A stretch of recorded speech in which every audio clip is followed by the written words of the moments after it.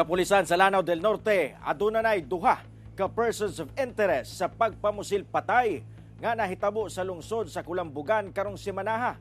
Duha ka babae nga gajogging ang patay samtang laing duha sab ang samdan. Aniya ang akong report.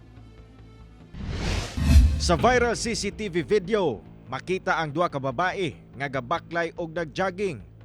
Wala madugay, makita sa video ang duha ka lalaki nga nagsunod kanila. Ang usa nakaitom og sanina samtang ang usa nakahukas. Wala madugay, wala na sa video apan madungog ang sagunsong buto sa pusil.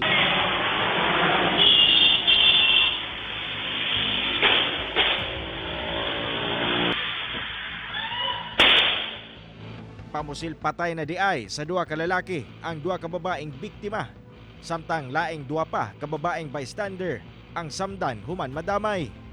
Nakita sab sa video ang mga suspek samtang pasibat.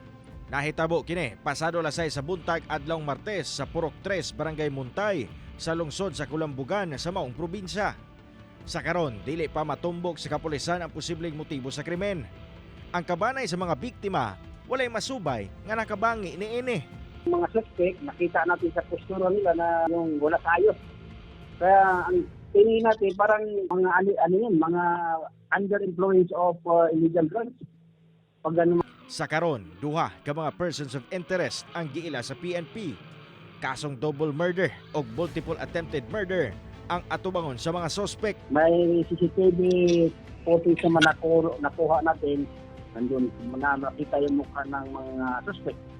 At posible, makapile na tayo ng mga kaso. Ni-condemn na ko at to the highest na katong mga tao nga nagbuhat aniniya dili nako lungan. Ako yung karon sa Northern Council meeting karon sa province. Ako gining ipaabot ang tanan.